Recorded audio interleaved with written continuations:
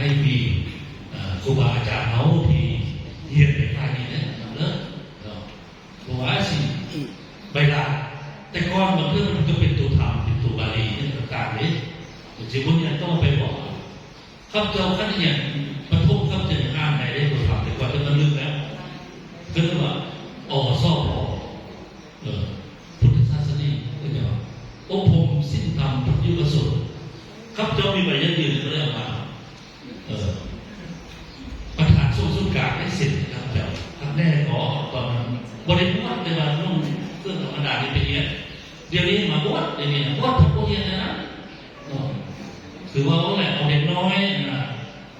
อนุบาลมาฝากครูบาอาจารย์บวชหนึ่งละพักก็จะตั้งกับข้าวไปสอบตามให้เลยพระอาจารย์หลวงพ่อเสด็จกับพระอาจารย์สุบันเพชรบุตรวิภาคได้บอกว่าเนาะอาจารย์อุดมก็ได้ยินมาเอาเด็กน้อยมาบวชฉะนั้นทำวินัยเขาจักปีอายุจึงได้บวชอันนี้เอาเด็กน้อยอุบาทเนี่ยอุบาทโทษน้อยอาบน้ำนุ่งผ้าในระยะผักเพื่อก็ต้องศรัทธาในการเดินมาต้นเดินศรัทธาแต่ก็สร้างปัญหาให้ว่าลาสุที่อย่างน้อยสัตว์ยังสายอยู่เพราะนั้นปฏิบัติทำวินัยได้กันเรื่องฐานะสุขภาพเด็กน้อยต่ำกว่าอายุ10 ปีหนึ่งตัวได้กินอาหารครบทานขนมรสมันจะได้พลังเขาแรงตัวฉะนั้นมันโดนถึงกำลังแล้วส่วนเรามันดื้อนะ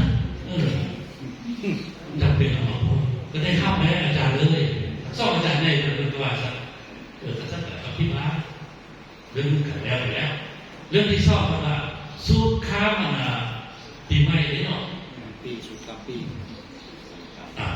ใหม่คือปีใหม่สากลเมื่อคริสต์มาสเลยสูตรที่เขาว่าเยซูได้นะบอกมาบอกให้เข้าไปนะข้าวแล้วเข้ามาแล้วพวกเราเทศนาเพื่อสั่งสอนพวกไปว่ามันสูงกับฉันกับอธิบายมันมีปัญหาเลยฉะนั้นภารกิจของวิเลยส่งมาขี่ได้อาจจะนอกจากการสอนแล้วคือเฮ็ดอะไรให้ผู้ที่มาทำมาเรียนจะเป็นฝ่ายส่งกับฝ่ายอะไรก็แล้วแต่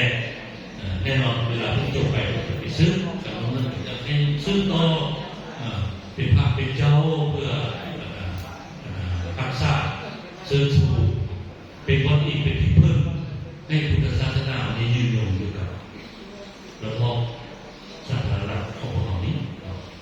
ต่อไปเพราะฉะนั้นก็ขอให้คำนึงถึง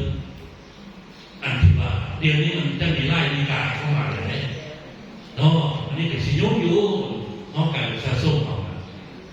บางเรื่องก็เกินไปหรือประเทศเพื่อนบ้านเราเห็นเนาะจะเป็นพูดอย่างไรพูดอย่างของพูดประโยชน์พูดที่ว่าเฮ็ดให้มันเกิด